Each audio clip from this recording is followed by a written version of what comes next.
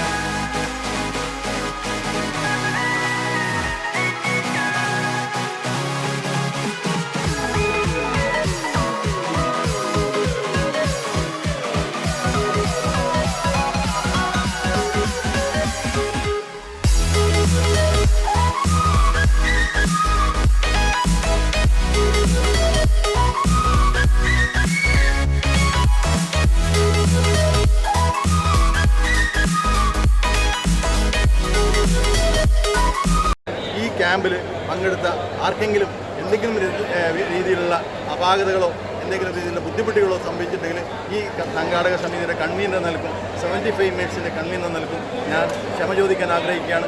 ഇനിയും ഇത്തരത്തിലുള്ള പ്രവർത്തനങ്ങൾ നമുക്ക് നടത്തണം.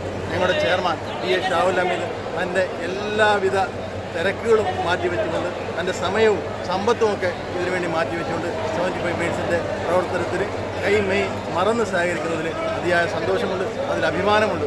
കേവലം ഒരു ക്ലാസ് റൂമിലെ 75ാമത് SLC ബാച്ച് പൂർവ്വ വിദ്യാർത്ഥികൾ അവരുടെ കൂട്ടായ്മ കാസർഗോഡിന് സമ്മാനിച്ച ഈ ആയുർ സേവനം കാസർഗോഡൻ ജനത ഇരു കൈയും നീട്ടി സ്വീകരിച്ചു. സംഘാടകരെ നാട്ടുകാർ നെഞ്ചോട് ചേർത്തു. ഇത്തരം മാതൃകാപരമായ ജനസേവനങ്ങളാണ് നാടും നാട്ടാരും കൊതിക്കുന്നത്. ദിസ് ന്യൂസ് ബൈ ജയനാഥം ഡെസ്ക്.